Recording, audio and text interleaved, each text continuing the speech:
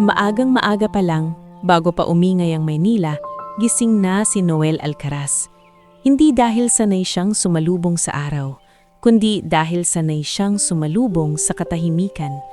Sa loob ng maliit na kwarto sa Sampaloc, halos kasya lang ang isang lumang kama, isang aparador na may kalawangin ng hawakan at isang mesa na may gasgasgas na ibabaw. Sa mesa, nakapatong ang lumang notebook na makapal ang takip, puno ng sulat kamay. Mga recipe, pangalan, petsa, at mga linya na parang panata. Kinapa ni Noel ang gilid ng mesa, 2 beses, tulad ng nakasanayan, hanggang mahawakan niya ang baso ng tubig. Iniangat niya ito, uminom ng dahan-dahan, saka huminga. Okay, bulong niya sa sarili. Isang araw ulit. May kumatok sa pinto. 3 mabilis, 2 mabagal. Kodigo nila ni Nay Mercy para alam niyang hindi siya basta sino lang. Noel! Boses ni Nay Mercy, matinis at halatang nagmamadali. Gising ka na? Baka mamaya ka na naman mahilo ha? Gising na po, Nay Mercy, sagot ni Noel habang inaagot ang kanyang puting tungkod na nakasandal sa dingding. May tubig na po ako. Binuksan ni Nay Mercy ang pinto at pumasok na parang bagyo. May dalang walis at maliit na timba. Sa unang tingin, mukha siyang masungit, pero sa tono niya may laging kasamang pag-aalala kahit itinatago sa sermon. Eto, sinabawan kitang lugaw. Huwag mong sabihin na kape na naman ang almusal mo. Sambit niya, inilapag ang mangkok sa mesa. Ngumiti si Noel. Hindi po ako magkakape kung ayaw nyo. Baka pagsarahan niyo ako ng pinto. Sinong nagsabing magsasara ako? Ngumuso si Nay Mercy. Pero Noel, ikaw ha? Yun renta natin next week. Hindi ako nanggigipit pero alam mo na. Parang may bahagyang bigat na pumatong sa dibdib ni Noel. Hindi siya nagkunwaring hindi narinig. Hindi rin siya nagkunwaring okay lang. Opo, Nay Mercy, sagot niya, mahinahon. Inaayos ko na po. Ayaw kong naririnig yung inaayos mo, putol ni Nay Mercy, pero biglang lumambot. Sige, kumain ka muna. Babalik ako mamaya, maglilinis pa ako sa kabilang kwarto. Paglabas ni Nay Mercy, nanatiling nakaupo si Noel. Kinapa niya ang mangkok, inamoy ang lugaw. Mainit, may luya. Paborito niya yon noong nakikita pa niya ang kulay ng umaga at ang usok na sumasayaw sa ibabaw ng pagkain.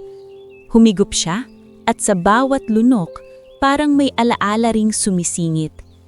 Noon, sa isang kusina na mas malaki kaysa sa buong bahay na inuupahan niya ngayon, si Noel ang laging unang dumarating. Chef's jacket, hairnet at isang maliit na lapis sa bulsa. Pang notes. Hindi siya sikat pero respetado siya. Tahimik, masipag at may kakaibang galing sa balanse ng lasa. Hanggang isang gabing nagbago ang lahat. Ang sahig ay dumulas, ang ilaw ay kumikislap, at ang ingay ng mga utos ay parang humahampas sa utak. Bilisan! VIP table yan! Sigaw ng manager, ang pangalan, Garrick Yanez. Noel hadlang sa gulo. Kaya niya sanang sumalo, pero may isang tulak, isang maling apak, at isang tunog na hindi niya malilimutan. Ang pagtama ng ulo sa matigas na gilid ng stainless counter. Nang magising siya, puro puti na lang, hindi sa paligid kundi sa mundo niya. Ngayon, ang puti ay tungkod, ang puti ay pader, ang puti ay araw na hindi niya makita pero ramdam ang init. Matapos kumain, tumayo si Noel at kinapa ang aparador. Kinuha niya ang maayos na polo shirt na planchado, parang may pupuntahan siyang mahalaga. Sa bulsa niya, isinilid niya ang maliit na wallet, ilang barya, at isang envelope na matagal nang nakatago. Hindi niya binubuksan, pero alam niya ang laman. Mga papeles na pinapanghawakan niya para hindi tuluyang maglaho ang halaga niya sa mundong hindi na niya makita. Kinapa niya ang notebook. Dinala niya ito, tulad ng lagi. Hindi ito basta recipe book. Ito ang paalala na siya ay may pinagdaanan at may patutunguhan. Paglabas niya ng bahay, sinalubong siya ng alingawngaw ng kalsada. busina, tawanan at mga nagtitinda. Naglakad siya ng maingat tungkod sa unahan. Bawat tapik sa simento ay parang pag-uunat ng pakiramdam. "Kuya Noel!" Isang pamilyar na boses ang sumalubong sa kanya. Tumigil siya at ngumiti. "Jules yan?" Hula niya. "Opo kuya, ako to." Masiglang sagot ni Jules Castañeda, bagitong waiter sa isang maliit na karinderya sa kanto pero laging may panahong tumulong. "Papunta ka na naman sa therapy mo?" "Hindi pa," sagot ni Noel. "May dadaanan lang ako. Ikaw, trabaho?" "Opo, pero kuya, wait. May dala akong pandesal. Mainit-init pa," sabi ni Jules, saka ipinilit sa kamay ni Noel ang supot. "Hindi mo na kailangan." "Kailangan," mabilis na putol ni Jules, parang natutunan na niyang huwag payagan si Noel magpaka-proud hanggang sa magutom. "Tsaka, kuya, may nagtanong sa akin kahapon, yung si Bobby." Bumigat ang hangin sa pagitan nila. "Anong sinabi?" tanong ni Noel, kontrolado ang boses. "Sabi niya, singiling ka raw, parang galit na galit. Kuya, baka pwede iwas ka muna dun sa eskinita sa may terminal?" Tumango si Noel. "Salamat Jules, mag-ingat ka rin." Umalis si Jules na may halong pag-aalala at naiwan si Noel na pinipiga ang supot ng pandesal, parang hinahawakan ng isang bagay na hindi lang pagkain, kundi kabutihan. Hindi pa siya nakakalayo, may sumulpot na hakbang na mabigat, may kalansing ng barya, amoy ng sigarilyo. Ay, eto na pala si Sir Noel. Boses ni Bobby Lontok, lending collector na kilala sa barangay. "Bulag ka na nga, nagmamatigas ka pa." Tumigil si Noel. Hindi siya umatras, hindi rin siya sumugod. Huminga lang siya. Malalim. "Bobby," mahinahon niyang tawag. "Hindi ko tinatakbuhan yung utang. Sabi ko, magbabayad ako pag may nakuha na akong trabaho." "Trabaho?" Tumawa si Bobby, malakas at mapanlait. "Sino tatanggap sa'yo? Anong gagawin mo? Titikman mo yung ulam kung maalat? Bulag ka, Noel? Reality check." May ilang tao sa paligid na huminto, parang nanunood ng palabas. Ramdam ni Noel ang presensya nila kahit hindi niya makita. Ramdam niya ang bigat ng tingin, ang katahimikan na parang kutsiyo. "Bobby," mas tumigas ang boses ni Noel, "huwag mo akong gawing katatawanan. Tao ako." Tao pala. Di magbayad ka," singal ni Bobby. "O baka gusto mo, yung notebook mo, baka may recipe dyan na pwedeng ibenta." Sabay abot ng kamay, tila mangangaagaw. Mabilis na niyakap ni Noel ang notebook sa dibdib, parang bata na pinoprotektahan ng huling laruan. "Wag!" mariin niyang sabi. May isang bagong boses na sumingit, matatag, babae. "Hoy, anong ginagawa mo?" Si Lira Panganiban, community nurse na kilala ng lahat, may dalang maliit na bag at alkohol. Lumapit siya, ramdam mo sa boses na hindi takot. "Ah, Nurse Lira," pakyut na tono ni Bobby, biglang nag-iba. "Wala, naniningil lang, may utang kasi si Noel." "Naniningil ka o nananakot?" Balik ni Lira. "Kung gusto mo ng legal, dumaan ka sa tamang proseso, hindi yung dito ka sa kalsada nagpapasikat." Humirit si Bobby. "Aba, nurse, huwag kang makialam." "Makikialam ako, kasi nakita ko yung mga ginagawa mo sa iba, at kung ayaw mong umabot to sa barangay hall, umalis ka." Sandaling katahimikan. Si Bobby, kahit mayabang, marunong umatras kapag may mas malaking gulo. Dumura siya sa gilid, sabay tawan na pilit. "Sige, umalis na ako, pero Noel, hindi dito nagtatapos to." Banta niya bago lumayo. Nang mawala ang yabang ni Bobby sa tunog ng kalsada, sakalang napaupo si Noel sa mababang gilid ng sidewalk. Hindi siya umiiyak, pero parang may punit sa loob na matagal nang lumalaki. "Okay ka lang?" tanong ni Lira, lumuhod sa tabi niya. "Okay," sagot ni Noel, pero halatang hindi. "Sanay na." "Huwag mong sabihing sanay na, hindi dapat sanayin ang sarili sa ganito." Humina si Noel. "Hindi ko namang ginusto to." "Alam ko," lumambot ang boses ni Lira. "Pero may paraan, Noel. Hindi lang utang, hindi lang renta, hindi lang panlalait." Kinakapa ni Noel ang notebook sa dibdib. "May paraan, oo. Kaya nga, pupunta ako ngayon sa isang lugar." "Saan?" tanong ni Lira. Sandaling tumigil si Noel, tila pinag-iisipan kung sasabihin ba. Sa totoo lang, hindi pa niya sinasabi kahit kanino. Hindi dahil sikreto, kundi dahil takot siyang mabigo. "Hearth and Haven," sabi niya sa wakas. Napataas ang kilay ni Lira. "Yung bistro na bago raw ang management, sikat yung ngayon." "Oo," sagot ni Noel. "Narinig ko, nag-iba raw. Sabi nila, mas maayos na. Gusto ko lang marinig, makasigurado." "Marinig?" ulit ni Lira. "Ang restaurant," paliwanag ni Noel. Ngumiti ng bahagya. "Kapag tunay na maayos ang kusina, maririnig mo yun. Hindi sa ingay, sa ritmo, sa galaw, sa respeto. Tahimik si Lyra. May trabaho ka bang pupuntahan doon? Hindi ko alam, tapat na sagot ni Noel. Pero may dahilan ako kung bakit kailangan kong pumunta. Hindi na nagtanong si Lyra. Sa halip, tumayo siya at iniabot ang braso niya. Halika, sasamahan kita hanggang sa kanto. Alok niya. At Noel, wag mong dalhin yung bigat mag-isa. Tumayo si Noel, iniipit ang tungkod sa kamay at humawak sa braso ni Lyra. Sa bawat hakbang, ramdam niya ang bigat ng araw, ang init ng semento at ang matagal ng sugat sa loob. Pero may isang bagay ding bumabalik, isang tahimik na paniniwala na hindi pa tapos ang laban niya. Pag-uwi niya para magpalit at maghanda, sinalubong siya ni Aling Mercy sa may pinto. "San ka pupunta at nakapolo ka?" tanong nito, halatang nagtataka. "May dadaanan lang po ako, Nay Mercy," sagot ni Noel. "Basta mag-ingat ka," sabi ni Aling Mercy, saka biglang nagdagdag, parang ayaw ipahalata ang lambing. "At Noel, huwag kang papayag na apihin ka, kahit sino ka pa." Tumanggo si Noel. "Opo." Paglabas niya ulit, kinapa niya ang envelope sa bulsa. Hindi pa panahon, hindi pa ngayon, pero malapit na. Sa dulo ng kalsada, narinig niya ang busina ng tricycle. "Kuya Noel!" sigaw ni Tom Resurrection, ang suking tricycle driver niya. "Sakay na! Saan tayo ngayon?" Huminga si Noel, parang humahakbang papasok sa mas malaking yugto ng buhay niya. "Tom," sabi niya, matatag, "sa Hearth and Haven tayo."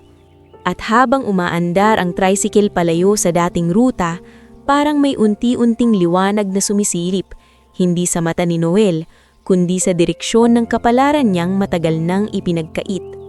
Umaalog ang tricycle habang sumisingit sa traffic, at sa bawat lubak na tinatahak nila ni Tom Resurrection, parang mas lalo pang lumilinaw sa isip ni Noel Alcaraz ang bigat ng desisyon niya. Hindi niya nakikita ang kalsada, pero kabisado niya ang tunog ng Maynila, businang nagmamadali, vendor na sumisigaw ng paninda, at ang malayong sirena na tila laging hinahabol na trahedya. "Kuya Noel," wika ni Tom habang umiilag sa jeep na biglang lumiko. "Sigurado ka ba dyan? Medyo sosyal daw yung Hearth and Haven." "Sigurado," sagot ni Noel, tanga ng tungkod sa pagitan ng tuhod niya at hawak ang notebook na parang kalasag. Kung sosyal, mas dapat kong malaman kung totoo ang sinasabi nilang nag-iba na. Kung hindi, sandaling tumahimik si Noel. Kung hindi, edi alam ko na kung saan ko ilalagay yung huling lakas ko. Hindi na nag-usisa si Tom. Sanay na siyang marinig ang mga salitang ganito kay Noel. Mga salitang hindi maingay pero mabigat, parang bato na matagal nang kinikimkim. Pagdating nila sa tapat ng Hearth and Haven, bumaba si Tom at dahan-dahang inalayanan si Noel. Kahit hindi nakikita ni Noel ang itsura ng bistro, ramdam niya agad ang kaibahan.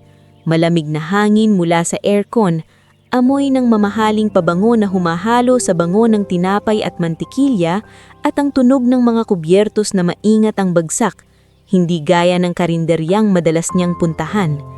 "Dito ka lang," bulong ni Tom sa kanya. "Sasamahan kita hanggang sa pinto." Lumapit sila, at bago pa man makapasok ng tuluyan, may humarang na boses na babae. Galagan sa ibabaw, pero may halong pag-aalangan sa ilalim. "Good afternoon po. Welcome to Hearth and Haven. May reservation po kayo, sir?" "Wala," sagot ni Noel, mahinahon. "Kain lang po ako, kahit simpleng sabaw at kanin." May sandaling katahimikan.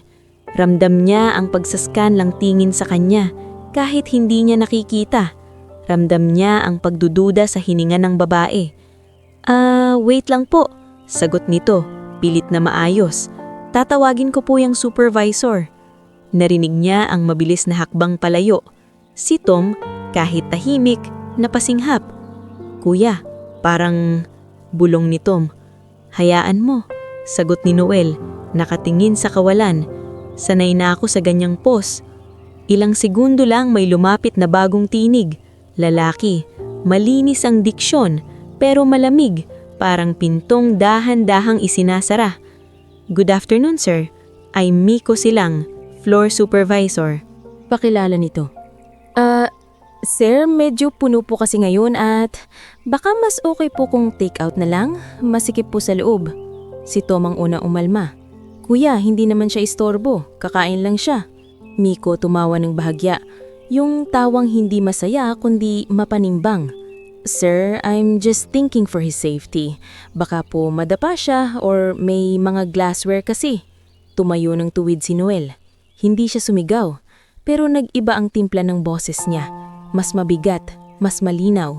Sir Miko, wika niya. Salamat sa concern, pero hindi po ako bata. Marunong po akong humupo at kumain. Kung may available na kahit anong mesa, doon na lang po. May marahang buntong hininga si Miko, parang napipilitan. Sige po, pero sa gilid na lang. Yana, pakihandle. Yes sir, sagot ng hostess na si Yana Kiyambao, halatang tense. Dahan-dahan niyang inakay si Noel habang si Tom ay sumusunod sa likod, bit-bit ang notebook na muntik nang mahulog sa kamay ni Noel kanina. Pagpasok ni Noel, sumalpok sa kanya ang tunog ng lugar, mahinang jazz sa speaker, murmur ng usapan at ang paulit-ulit na yes ma'am, yes sir ng mga staff. May mga tawa rin, mga tawang malinis pakinggan, pero may mga sandaling tila humihinto kapag dumadaan siya. Inupo siya ni Yana sa isang mesa sa gilid, malapit sa pader, parang sinadya para hindi siya mapansin. Sir, ito po menu, sabi ni Yana saka biglang natigil. Naalala niyang bulag nga si Noel. Okay lang, sabi ni Noel, hindi nanunumbat. Sabaw lang po, kahit anong mainit, at kanin. Opo, sagot ni Yana, mabilis na umalis. Umupo rin si Tom sa tabi niya. Kuya, kung ayaw mo, alis na tayo. Hindi, sagot ni Noel, mahina. Dito ko kailangang maramdaman kung ano talaga sila. Ilang saglit pa, may lumapit na boses na mas bata, mas magaan ang hakbang, mas maingat ang tono. Good afternoon po sir, I'm Jules Castañeda, waiter po, pakilala nito. At nabigla si Noel. Jules? Bulong niya, parang hindi makapaniwala.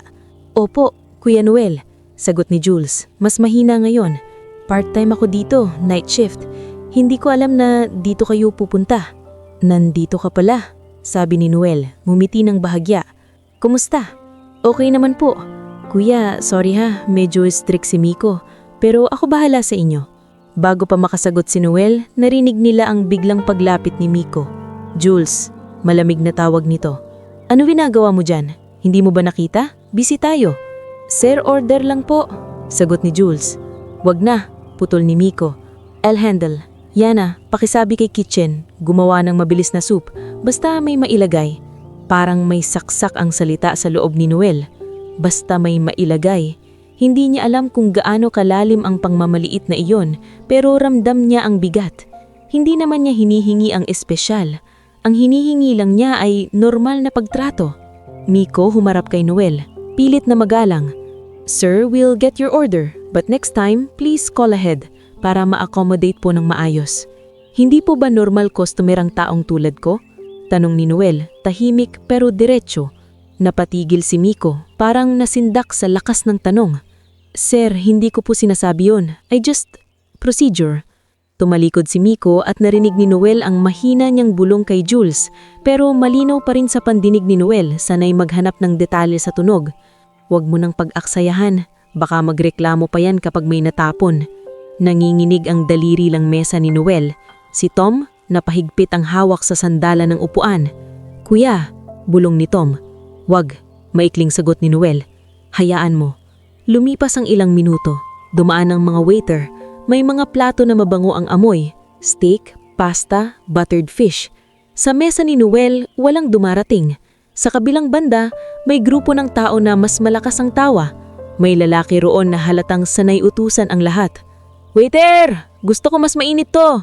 Sigaw ng boses na paos ngulit mayabang. Narinig ni Noel ang mabilos na pagtakbo ng staff. Yes sir, Councilor Brent. Sabay-sabay nilang sagot, parang kabisado na ang pangalan. Councilor Brent Dalmasio. Bulong ni Tom sa kanya, bahagyang yumuko. Kilalang kilala yan dito, mayabang. Hindi pa natatapos si Tom.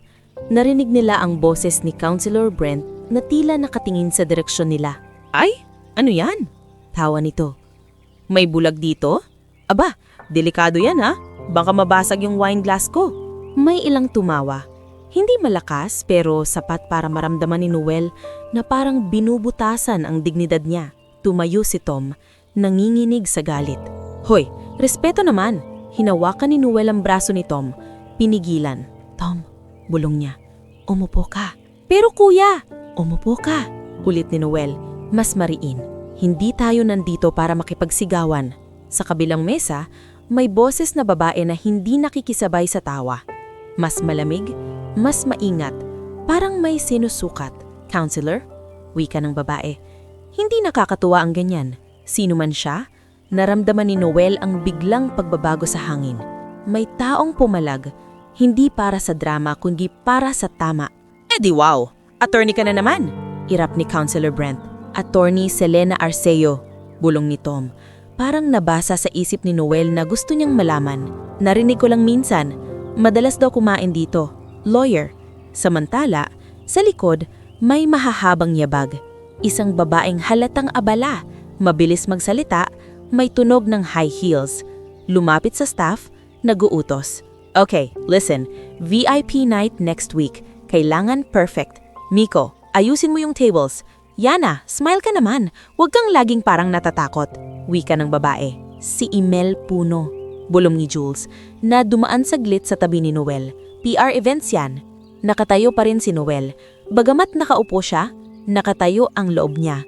Ngunit nanatili siyang tahimik, pinipiling magmasid gamit ang tenga at pakiramdam. Lumapit si Jules ulit. Halos pabulong. Kuya Noel, pasensya ka na. Kukunin ko na talaga order nyo. Ako na magdadala. Bago pa makasagot si Noel, sumingit si Miko. Parang biglang sumulpot. Jules, I said wag na. Malamig nitong utos. Ako na.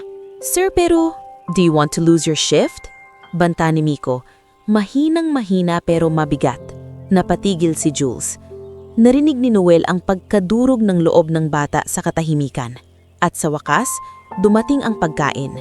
Isang mangkok na may sabaw.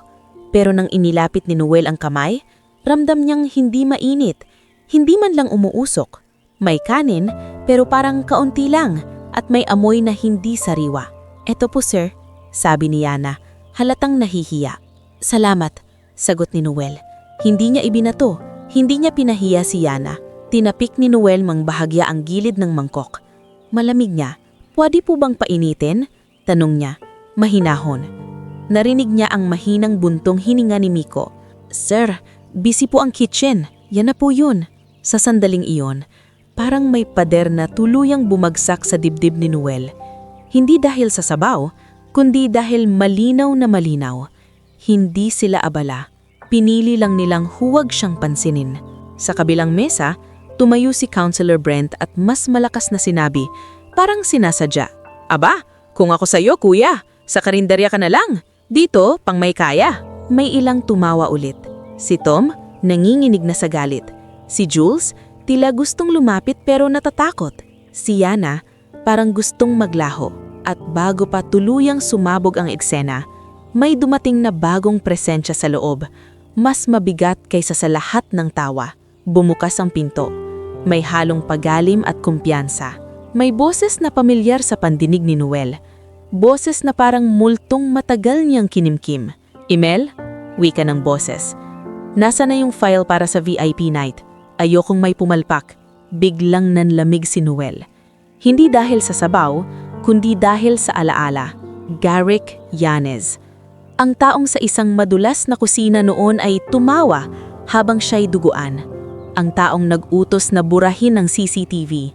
Ang taong sinabing, isettle na lang. Ngayon, nandito siya sa Hearth and Haven, parang hari sa sariling kaharian. Mahinang ibinaba ni Noel ang kutsara. Dahan-dahan niyang hinigpitan ng kapit sa notebook, parang pinipiling sariling sumigaw. Kuya Noel, okay ka lang? Bulong ni Tom. Hindi agad sumagot si Noel. Huminga siya ng malalim. Pinapakalma ang panginginig sa kamay. Sa gitna ng amoy ng steak at tawa ng mayayaman, narinig niya ang isang bagay na mas malinaw kaysa lahat. Ang pintig ng sariling puso niya at ang paalala na ang sugat na matagal niyang tinakpan ay muling binubuksan. Pero sa pagbukas na iyon, may posibilidad ding magsimula ang paghilom. Dahan-dahan siyang tumuwid sa upuan, nakaharap sa direksyon ng boses ni Garrick. At sa unang pagkakataon matapos ang maraming taon, si Noel ay hindi umatras sa takot, kundi tumayo sa loob niya, handang harapin ang taong nagpakadilim sa mundo niya. Dahan-dahan siyang tumuwid sa upuan, nakaharap sa direksyon ng boses ni Garrick Yanes. Sa loob ng Hearth and Haven, umuusad pa rin ang gabi na parang normal. May mga baso na nagkikiskisan, may mahihinang tawa, at may jazz na pilit nagpapakalma sa hangin. Pero kay Noel Alcaraz, parang siyang nakatayo sa gitna ng kusinang madulas noong araw na nawala ang liwanag sa mundo niya. Isang boses lang, isang utos lang, bumabalik ang lahat. "Emel," sabi ni Garrick, "I need that file, now." "Opo, Sir Garrick," sagot ni Emel Puno na parang laging nagmamadali para magmukhang mahalaga. "Miko, asan si Miko? Saan na yung VIP list?" Narinig ni Noel ang mabilis na hakbang ni Miko silang papalapit, parang estudyanteng hinahabol ng prinsipal. "Sir Garrick," wika ni Miko, "nandito po. I'm handling the floor." "Good," sagot ni Garrick. "Walang dapat pumalpak, lalo na ngayon, may investors na nakaabang." Sa pagbanggit ng salitang investors, parang may kumalabog sa dibdib ni Noel. Hindi dahil sa kaba, kundi dahil sa pamilyar na laro ni Garrick, ang paggamit ng mga salitang malalaki para takpan ng kabahuan sa ilalim. Umalingaw-ngaw pa rin ang tawa ni Counselor Brent sa kabilang mesa. "Ay nako, Garrick, pare! Dito talaga ako lagi. Pag ikaw ang kausap, sigurado akong premium." Sigaw nito, parang gustong marinig ng lahat ang pagiging malapit niya sa power. "Tama yan, Counselor," tawa ni Garrick, may halong plastic. "We take care of our VIPs." VIPs. Sa mesa ni Noel, malamig pa rin ang sabaw at ang kanin ay parang itinapon lang. Si Tom Resurrection, pigil na pigil ang galit. Si Jules Castañeda, nakatayo sa malayo, nanginginig ang loob. Si Yana Cuyambao, nagkukubli sa likod ng podium, halatang ayaw makita. At si Noel, nakaupo pa rin, pero ang loob niya ay nakatayo. Tumayo siya ng tuluyan, hinawakan ng tungkod at dahan-dahang umarap sa direksyon ng boses ni Garrick. Hindi siya sumigaw, hindi siya nagmura, pero sa unang salita niya, nag-iba ang hangin. Garrick Yanes. Napatigil ang paligid. Kahit hindi siya kilala ng karamihan, may biglang katahimikan sa pangalan.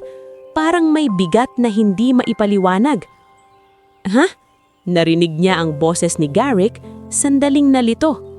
"Sino yan?" Lumapit si Garrick at kahit hindi nakikita ni Noel, ramdam niyang sinusukat siya. Mula sa tungkod hanggang sa damit, mula sa bulsa hanggang sa mukha. "Sir," sabi ni Garrick, mas malamig, "Do I know you?" Napangiti si Noel pero hindi masaya. "Oo, kilala mo ko, kahit pilit mong kalimutan." "Sir, please," sumingit si Miko, halatang nag-aalala na baka may eksena. "Kung may concern po kayo, we can talk outside." "Outside?" Putol ni Noel, kalmado pero matalim. "Ganyan din ang gusto nyo kanina, di ba? Ilabas ang bulag para hindi makaistorbo." May ilang customer na napalingon. Si Counselor Brent natigil ang pagngunga. Si Attorney Selena Arceo tumahimik at tila mas naging alerto. Nang hindi sumagot si Miko, nagpatuloy si Noel, mas malinaw ang boses. "Hindi ko kailangan ng away. Ang kailangan ko ay marinig ninyo ang katotohanan." Narinig niya ang mahinang tsk ni Garrick. "Sir, whatever you're trying to do, not here." "Dito," sagot ni Noel, humigpit ang kapit sa tungkod. "Dahil dito mo ako hinamak ngayong gabi, at dito rin ako magsasalita." May mahinang nanginginig na boses na sumingit, si Tom. Kuya Noel! Hinawakan ni Noel ang braso ni Tom sandali. Senyales na kaya niya. Sa malapit, narinig ni Noel ang tunog ng mikropono na ginagamit para mag-welcome ng guests. Nandoon niyon sa podium kung saan nag-a-announce si Yana kapag may birthday o VIP. Hindi niya ito nakikita, pero alam niya ang lugar dahil sa tunog. Naglakad siya ng dahan-dahan, tapik ng tungkod sa sahig. Isang hakbang, 2 hakbang. May mga taong kusang umatras, hindi dahil sa respeto, kundi dahil sa kaba na baka may mabasag o may mangyaring nakakahiya. "Sir, bawal po!" Narinig niya si Yana. "Yana," mahinang sabi ni Noel, hindi naninindak. "Pahiram ng mic." Nagalangan si Yana. Narinig ni Noel ang paghinga niyang mabilis, takot na takot mapagalitan. At bago pa makapagdesisyon ng babae, may lumapit na hakbang na mas kumpiyansa. Pino ang sapatos, hindi nagmamadali. "Ako na," sabi ng boses ni Attorney Selina Arceo. Naramdaman ni Noel ang mikropono sa kamay niya. Iniabot ni Selina. "Sir, you don't have to," bulong ni Selina, marahan. "But if you will, make sure it's clean. Facts, not drama." "Salamat," sagot ni Noel. "Facts lang." Huminga siya yang malalim. Ang jazz sa speaker, tila lumayo. Ang mga tawa, nawala. Ang buong Hearth and Haven, parang nakapako sa bawat tunog ng hinga niya. "Magandang gabi," panimula ni Noel. Malinaw ang boses kahit naninginig ang dulo. "Hindi ako sanay mag-mic. Masanay ako sa kusina, kung saan ang tunog ng kaldero at kutsilyo ang musika. May mga bulungan. May nagbuntong hininga." Si Councilor Brent tila gustong tumawa, pero napigil. Nagpatuloy si Noel, mas matatag. "Kanina, pumasok ako dito para kumanin. Hindi ako humingi ng libre. Humingi lang ako ng mainit na sabaw at kanin. Pero ang ibinigay sa akin, malamig. At mas malamig pa ang pagtrato. Nag-iba ang bulungan. May mga customer na tila nagulat dahil nakita nila ang nangyari, pero hindi nila inakalang may magsasalita. "Totoo yan," bulong ni Tom sa gilid, kahit hindi hawak ang mic, pero narinig pa rin sa katahimikan. Inayos ni Noel ang mic sa kamay. Parang mas lumalakas ang loob sa bawat salitang lumalabas. May nagsabing delikado ako. May nagsabing sa labas na lang ako. May tumawa at may nagsabing basta may mailagay. Sa pagbanggit ng linyang yon, narinig niya ang mahinang pag-urong ng hininga ni Miko. Parang biglang nanikip ang lalamunan. Si Jules sa malayo, tila napapikit. "Ako si Noel Alcaraz," pakilala ni Noel. Malinaw. "At hindi ako narito para magpakaawa. Narito ako para ipaalala na ang dignidad ng tao hindi nakabase sa mata, sa damit, o sa estado." Tumahimik ang buong lugar. Maging si Councilor Brent, tila nawalan ng gana magbiro. At doon na niya inilabas ang linyang matagal niyang kinikimkim, hindi para magyabang, kundi para putulin ang sistema na humahamak sa mahihina. "Ako si Noel Alcaraz, at ako ang totoong may-ari ng Hearth and Haven Bistro." 1 segundo, 2, 3. Parang may sumabog na hangin. May nagsalita. "Ha?" May tumawa. "Joke ba to?" May nagsabing, "Sino siya?" May mga kubyertos na tumunog sa pagkabigla. "Sir, what are you saying?" Boses ni Garrick, ngayon ay hindi na confident. "This is nonsense." Hindi umatras si Noel. "Hindi nonsense yan. At kung gusto mong sabihin na scam to, Garrick, sige. Pero hindi ako nagsasalita ng walang dala." Mula sa gilid ng dining area, may pamilyar na tunog ng folder na binubuksan. Makapal. May papel na parang bagong print. May babae na lumapit, seryoso ang boses, diretso ang lakad. "Good evening," pakilala nito. Professional. "I'm Reyna Sarmiento, external auditor. Sumunod ang isa pang lalaki na may mahihinahon pero matalas na tono. Attorney Niles Corvera, pakilala, legal counsel. Naramdaman ni Noel ang biglang pag-iba ng ihip ng hangin. Ang mga taong sanay mag-utos, biglang napaisip. Ma'am Reyna? Bulong ni Emel, tila ng lambot. Bakit po kayo nandito? Because it's time, sabot ni Reyna, malamig. Narinig niya ang tunog ng mga papeles na inilapag sa podium. Hindi niya ito makita, pero kabisado niya ang bigat ng dokumento sa tunog pa lang. Mr. Noel Alcaraz, wika ni Attorney Niles, has a registered ownership stake in this establishment. Here are the shareholder registry, the deed of assignment, and the notice of board meeting. All notarized, all filed. May mga customer na nag-ungol sa gulat. May nagbulong na, totoo pala. Si Garrick, biglang uminit ang boses. Those are old documents. He was just a consultant. Consultant? Ulit ni Noel sa mic. Kalmado, pero matalim. Oo, consultant ako. Ako ang nagdisenyo ng menu na kinikita nyo ngayon. Ako ang nagplano ng concept na ipinagmamalaki nyo. At noong naaksidente ako sa kusina, dahil sa pagkapabaya at pagmamadali ng management, ikaw ang unang nag-utos na burahin ng CCTV. Biglang nagkaroon ng sabay-sabay na, "Oh!" sa mga nakarinig. Si Miko, tila hindi alam kung saan titingin. Si Yana, napapikit. "Sir, that's a serious accusation," boses ni Salina, pero hindi kontra. Paalala lang na mag-ingat. "Totoo," sagot ni Noel, mas mababa ang tono. "At hindi ko ito sinasabi para magpakaawa. Sinasabi ko dahil ang nangyari ngayong gabi ay pareho pa rin ang nangyari noon. Pareho pa rin ang ugat, pagtingin sa tao bilang abala." May ilang customer na tumayo, tila naguguluhan kung aalis o mananatili. Pero marami ang nanatili. Parang nanonood ng katotohanang matagal nang itinago. At sa gitna ng tensyon, may narinig si Noel na boses mula sa kusina. Matapang, babae, puno ng pagod, pero may prinsipyo. "Enough!" Si Chef Paloma Rigor. Lumabas siya. Narinig ang mabilis niyang hakbang at ang tunog ng apron niyang humahampas sa hita. "Narinig ko lahat," sabi niya. "At kung gusto niyang sabihin na stunt ito, then explain why your floor supervisor told my staff na wag pag-aksayahan ang customer na bulag." Napasinghap ang ilang staff. Si Jules parang nabunutan ng tinik kahit nanginginig pa rin. "Chef Paloma, stay out of this," boses ni Garrick, halatang pinipilit pa ring magmukhang hari.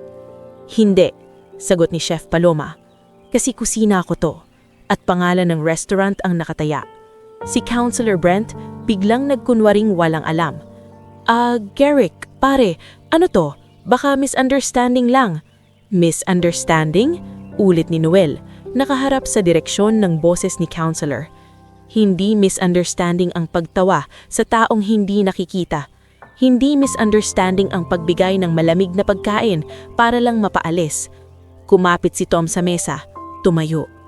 "Tama, kanina pa namin sinasabi." "Mamaya," mahinang bulong ni Noel kay Tom, pero sa mic pa rin siya. "Hayaan mo kong tapusin." Huminga si Noel, at sa huling mga salita niya sa gabing iyon, mas nagkaroon ng bigat ang boses. "Hindi ko kailangan ng espesyal na upuan. Hindi ko kailangan ng VIP. Ang kailangan ko ay respeto. At simula ngayong gabi, sisimulan natin yan dito." Tahimik ang lugar. Ang jazz, tila hindi na marinig. Ang mga taong kanina'y tumatawa, ngayon ay nag-iisip. Narinig ni Noel ang mabagal na paghinga ni Garrick, yung hiningang nagpupumiglas, naghahanap ng lusot. At para malinaw, wika ni Attorney Niles, "Effective immediately, we're calling for a board meeting. Operations are under review. Mr. Noel Alcaraz will be recognized as principal owner per the registry." Naramdaman ni Noel na may tumulo sa gilid ng pisngi niya. Hindi niya alam kung pawis o luha. Hindi niya pinunasan agad. Hayaan niya, dahil minsan, may mga bagay na kailangang dumaan para gumaan ng dibdib. Kuya Noel, mahinang bulong ni Jules sa malayo. Parang nangingilid ang boses. Salamat po. Hindi sumagot si Noel. Hindi na kailangan. Ramdam niya ang pagbabago sa hangin. Hindi pa ito panalo, pero ito ang simula. At sa kabilang dulo, narinig niya si Garrick. Halos pabulong, pero puno ng pait. You think this is over? Hindi sumagot si Noel sa banta. Sa halip, ibinaba niya ang mikropono ng maingat, parang isang kutsilyong ginamit sa tamang hiwa, dahil alam niyang ang tunay na lagan ay hindi sa mic. Nasa mga susunod na araw iyon, kung paano niya lilinisin ang bahay na pinagmulan ng paghamak at kung paano niya ipatakita na ang liwanag pwedeng magsimula kahit bulagang mata. Ibinaba niya ang mikropono ng maingat, parang isang kutsilyong ginamit sa tamang hiwa.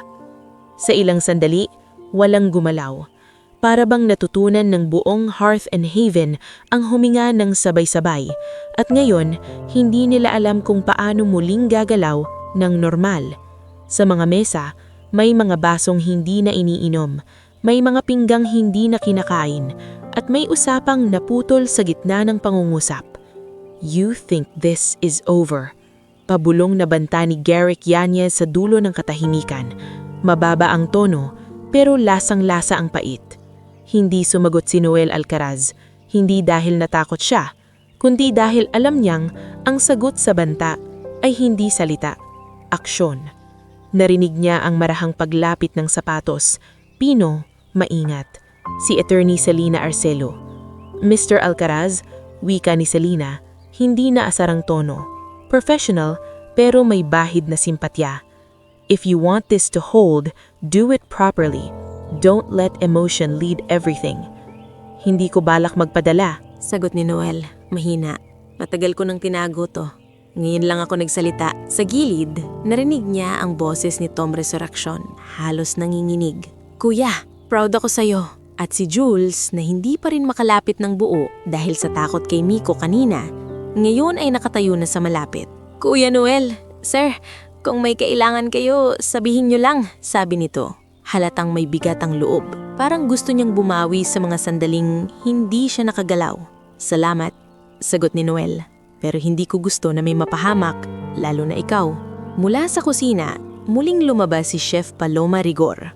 Narinig ni Noel ang tunog ng apron nitong hinahatak, parang naghahanda sa mas malaking gulo. Noel, tawag nito. Unang beses niyang tinawag si Noel sa pangalan nang walang sir. I have your back. Pero kailangan nating maghanda. Baka umalmay ang mga nasa taas. May nasa taas pa? Tanong ni Tom, halos pabulong.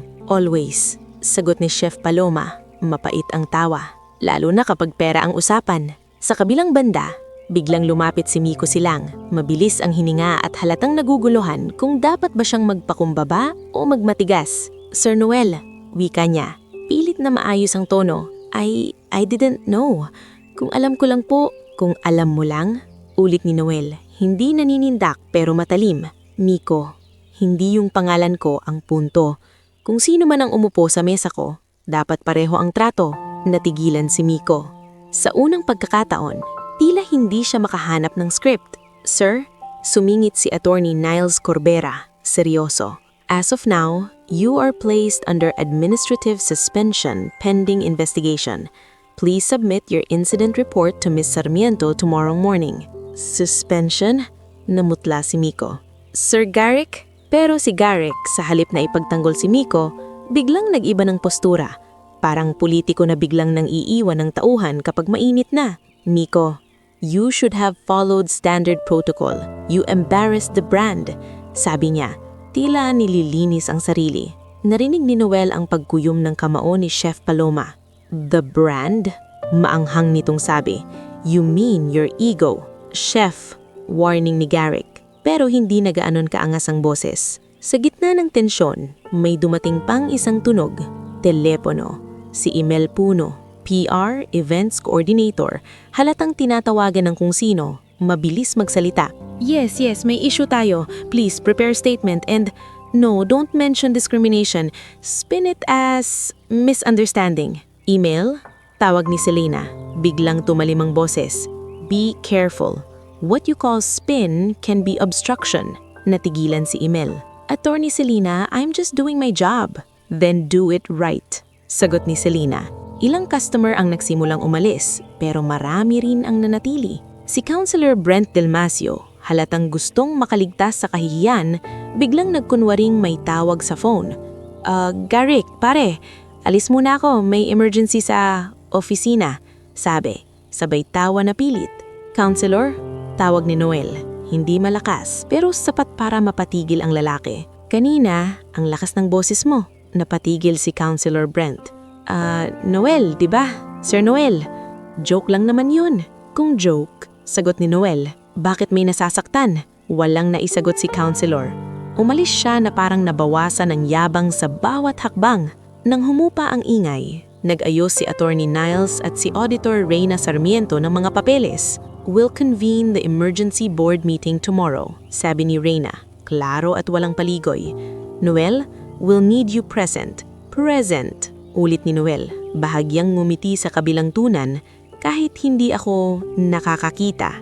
Present as in physically, sagot ni Reyna, hindi natawa, seryoso. We'll also need your testimony regarding the prior incident with Garrick. The CCTV deletion claim is big. Napahigpit ang lalamunan ni Noel. Sa utak niya, bumalik ang tunog ng pagkadulas, ang lamig ng bakal, ang boses ni Garrick na walang awa. Tomorrow, bulong niya, parang sa sarili. Sige. Paglabas nila sa restaurant, si Tom ang umalalay kay Noel. Sa labas, iba ang hangin. Mas mainit, mas magulo, pero mas totoo. Parang mas madaling huminga. Kuya Noel, sabi ni Tom habang inaabot ang tricycle. Uuwi na tayo? Dadaan muna ako, sabi ni Noel.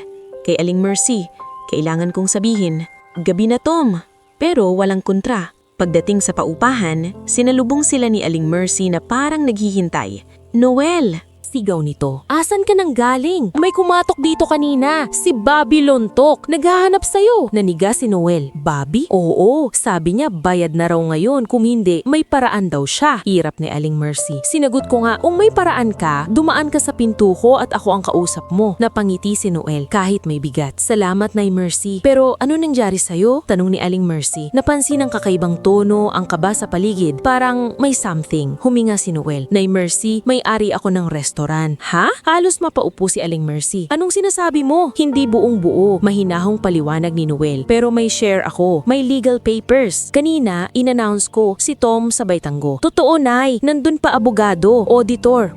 Nagkagulo. Tahimik si Aling Mercy sa kabiglang napabuntong hininga. Diyos ko, Noel, bakit ngayon mo lang sinabi? Hindi ko rin alam kung bakit ngayon, sagot ni Noel. Siguro dahil napuno na. Hindi na nagsermon si Aling Mercy. Sa halip, pumasok siya sa kusina, nag-init ng tubig at naglabas ng maliit na plato ng tinapay. Kumain ka. Bukas na bukas baka pagod ka. At Noel, kung totoo yan, mas delikado ka ngayon. Mas maraming lalapit. Hindi lahat mabuti. Opo, sagot ni Noel. Alam ko, kinabukasan, umaga pa lang nasa isang maliit na conference room na si Noel. Hindi sa loob ng restaurant mismo, kundi sa opisina ng accounting firm na hawak ni Reyna Sarmiento para iwas eksena, iwas press. Naroon si Ate Niles, si Reyna, si Selena at sa sorpresa ni Noel, naroon din si Chef Paloma at si Jules bilang witnesses. Si Yana dumating din, nanginginig ang kamay, halatang natatakot sa magiging epekto. Okay, sabi ni Reyna, professional. This is an internal review and board procedure. We have multiple concerns: discriminatory service, operational malpractice, and financial irregularities. Naramdaman ni Noel ang lamig ng mesa sa palad niya. Financial irregularities? Ulit niya. May mga gastos na hindi tugma, sagot ni Reyna. Supplier payments, event budgets, VIP freebies, may pattern, and the signature authorization points to Garrick's office. Tahimik ang lahat. Si Noel imbis na matuwa, nakaramdam ng lungkot dahil ang restaurant na dati niyang pinamarap na dapat para sa lahat, ginawa lang palang entablado ng mga mapanglalamang. Bumukas ang pinto. Dumating si Garrick, kasama si Emil. Makinis ang damit pero halatang puyat. Let's end this, sabi ni Garrick. Malamig. Noel, you can have your share, but you can't just barge in and destroy what I built. What you built? Ulit ni Noel, dahan-dahan. Garrick, I built the concept. Ikaw ang nagpatakbo. At kanina, nakita ko kung paano mo pinatakbo. Sumingit si Emil, may niting pilit. We can settle this privately. We can release a statement. Something like, Hearth and Haven supports inclusivity. Stop, putol ni Selena. Statements don't fix systems. Actions do. Doon nagsimula ang paglilinis, hindi pa dramatic na tanggal lahat, pero proseso. Testimonies, incident reports, audit trails. Si Yana, umiiyak, aminado. Takot po ako kay Miko. Takot po akong mawalan ng trabaho. Si Jules, nagpakatotoo. Sinabihan po kami na VIP first. Kapag hindi mukhang may pera, mabilis ang service. Si Chef Paloma, diretsahan. Nababawasan ng quality kapag ordinary table. Utos yan. At habang isa-isang lumalabas ang katotohanan, tahimik na nakaupo si Noel. Parang nakikinig sa isang kusinang unti-unting lilinisin ng kalawang. Masakit pero kailangan. Pagkatapos ng meeting, lumabas si Noel sa hallway na may halong pagod at bigat. Sumunod si Selena. Noel, wika niya, mas personal na ngayon. This is just the start. Expect backlash. Expect smear. Alam ko, sagot ni Noel, mahina. Pero mas matakot ako kung walang magbabago. At parang sinagot ng mundo ang sinabi ni Noel, nag-vibrate ang phone ni Tom. Kuya, sabi ni Tom, may post na sa social media. May video kagabi, pero parang edited. Pinapalabas na nanggugulo ka lang. Nanikip ang dibdib ni Noel. Ayan na, bulong ni Noel. Sa kabilang dulo ng hallway, narinig niya ang boses ni Garrick na may kausap sa phone. Mabilis at galit. Do it. Make him look unstable. He's blind. Use that. People will believe it. Humigpit ang panga ni Noel. Hindi niya nakita ang mukha ni Garrick, pero narinig niya ang tunay nitong anyo. At sa sandaling iyon, naintindihan ni Noel Alcaraz. Ang paglilinis ng bahay ay hindi lang tungkol sa pagtatanggal ng dumi sa loob, kundi sa pagharap sa unos sa labas. Humigpit ang panga ni Noel. Hindi niya nakita ang mukha ni Garrick, pero narinig niya ang tunay nitong anyo. At sa sandaling iyon, naintindihan ni Noel Alcaraz. Ang paglilinis ng bahay ay hindi lang tungkol sa pagtatanggal ng dumi sa loob, kundi sa pagharap sa unos sa labas. Hindi na siya nag-aksaya ng salita. Sa halip, huminga siya ng malalim, parang chef na humaharap sa kusinang may sunog, hindi pwedeng magpanik dahil mas lalong lalala ang apoy. Selena, mahinang sabi ni Noel, nakaharap sa direksyon ng boses niya. Kailangan ko ng plano, hindi pwedeng salita lang. Meron, sagot ni Ate Selena Arceo, mabilis mag-isip. First, we request the raw footage from whoever uploaded it. If it's edited and malicious, we take it down legally. Second, we release a statement, hindi PR spin, kundi timeline and facts. Third, we show actions inside the restaurant. Actions, ulit ni Noel, yun ang gusto ko. Sa likod, humabol si Tom Resurrection, pawis at halatang nataranta. Kuya, may mga nagko-comment na, drama lang yan, baka nagpapasikat. Kuya, ang sakit basahin. Huwag mong basahin, mahinang sabi ni Noel. Kung may dapat tayong basahin, yung legal documents. Tumanggo si Tom kahit halatang gusto niyang ipagtanggol si Noel sa bawat salita ng netizens. Mula sa conference room, lumabas si Auditor Reyna Sarmiento, dala ang folder na mas mabigat pa kesa sa mga insulto sa social media. Noel, wika niya, diretso. I've flagged multiple irregularities. We'll finalize the audit report by end of week. That will hurt Garrick more than any comment section. Good, sagot ni Noel. Pero habang hinihintay yan, gusto kong ayusin ang loob. Then start with your people, singit ni Chef Paloma Rigor na lumapit din, seryoso ang mata. Because the staff are scared, some feel guilty, some feel threatened. If you want change, you need to speak to them. Sa puntong iyon, sumingit si Jules Castañeda, halatang nag-ipon ng lakas ng loob. Sir Noel, Kuya Noel, kung okay lang, pwede ba kaming mag-meeting sa restaurant? Marami sa staff gusto rin mag-sorry, pero natatakot. Mag-meeting tayo, sagot ni Noel, walang pagdadalawang isip. Pero hindi para manghila pababa, para umangat. Kinahapunan, nasa Hearth and Haven na sila. Hindi ito yung gabing may jazz at tawa ng VIP. Ngayon may amoy ng disinfectant, tunog ng map at mga bulongnan ng staff na parang naghihintay ng hatul. Pinaupo ni Chef Paloma ang kitchen team sa isang side. Ang waiters at hosts sa kabila. Nasa gitna si Noel, may tungkod sa tabi at may notebook sa kamay, pero ngayon hindi ito kalasag, parang gabay. Okay, sabi ni Noel, hindi malakas pero malinaw. Hindi ako nandito para ipahiya kayo, nandito ako para itama ang mali. May marahang sinhot sa gilid, si Yana Kiambao, hostess, nanginginig. Sir, sorry po, sabi niya halos pabulong. Natatakot po ako. Yana, sagot ni Noel mahinahon, narinig ko ang takot mo at hindi ko yun binabaliwala. Pero kailangan mong tandaan, kapag pumayag tayo sa mali dahil natatakot tayo, lumalaki ang mali. Tumanggo si Yana, umiiyak. Si Miko silang, wala na roon, suspended, pero ang anino ng mga utos niya naroon pa rin, sa sala, sa paraan ng pag-upo ng staff, sa iwas ng mata ng ilan. Tumayo si Jules, parang kinakausap niya ang sarili at ang lahat. Sir Noel, nung gabing yon, gusto ko po kayong pagsilbihan, pero natatakot akong mawalan ng shift, natatakot ako sa supervisor. Jules, sagot ni Noel, hindi kita sisihin sa takot mo, pero ang gagawin natin ngayon, bibigyan kita ng lakas ng loob sa pamamagitan ng sistema, para kapag tama ang ginagawa mo, hindi ka mawawalan, dapat ikaw pang protektado. Narinig niya ang mga marahang, oo, at tama mula sa iba. May mga taong tila gumagaan ng dibdib.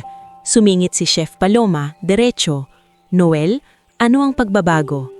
Una, Sabi ni Noel at inangat ang notebook na parang listahan ng bagong batas.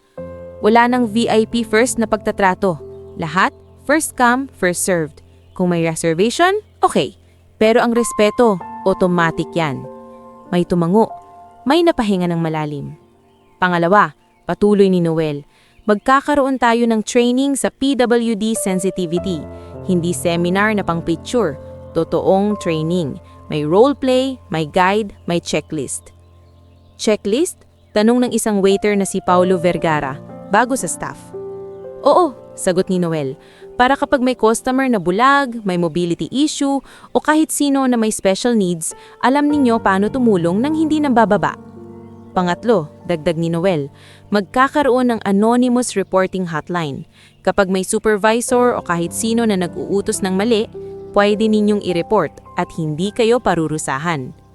Dito maraming napatingin sa isa't isa, parang na yun lang nila narinig ang salitang hindi kayo parurusahan. Pang-apat, sabi ni Noel, huminga. Quality control. Kung anong pagkain ng counselor, pagkain din ng karaniwang customer. Walang mabilisang soup para maapalis ang tao. May mahinang bulong si Chef Paloma na, finally. Panglima, huling sabi ni Noel, gusto kong maramdaman ng lahat na may upuan sila dito, kahit sino. Kaya sisimulan natin ang programang Seat for All. Seat for All? Ulit ni Yana, nangingilid pa rin ang luha. Accessible tables, paliwanag ni Noel. May space para sa wheelchair at magkakaroon tayo ng menu na may QR audio at braille print. Hindi agad bukas pero sisimulan ngayon. Tahimik ang lahat. Pero hindi na yung tahimik na puno ng takot. Ito yung tahimik na karang may pag-asa. Sa dulo, lumapit si Aling Mercy. Oo, si Aling Mercy. Hindi man staff ng restaurant, pero dumating dala ang maliit na lalagyan ng tinapay at kape para daw may lakas ang mga tao. Nakasimangot pa rin siya gaya ng dati pero ramdam ang pagmamalasakit. Tandaan nyo, sabi ni Aling Mercy sa mga staff, ang trabaho nawawala, pero ang ugali, dala nyo yan habang buhay. Buti to, may pagkakataon kayong itama. Napangiti si Noel, parang may sariling nanay na nagsasalita para sa kanya. Ilang araw ang lumipas. Hindi na basta meeting lang ang pagbabago, kundi aksyon. Sa tulong ni Rina, sinumulan ang audit freeze. Hindi na makakapirma si Garrick ng mga gastos. Inalis ang access niya sa ilang accounts. At sa rekomendasyon ni Attorney Niles, nagpadala sila ng formal notice. May investigasyon tungkol sa fraud at operational abuse. Pero hindi natapos sa papel.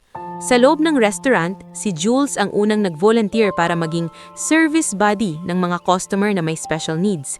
Hindi dahil special, kundi dahil gusto niyang bumawi. Tinuruan siya ni Noel ng simpleng bagay. Kapag may bulag, huwag mo siyang hilain. Alukin mo lang ang braso. Sabihin mo kung nasaan ang upuan, huwag mong gawing bata.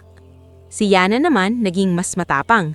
Isang gabi, may customer na bastos at nagsabi, "Ayoko dyan sa table na katabi ng wheelchair." Dati, iyuyuko lang niya ang ulo.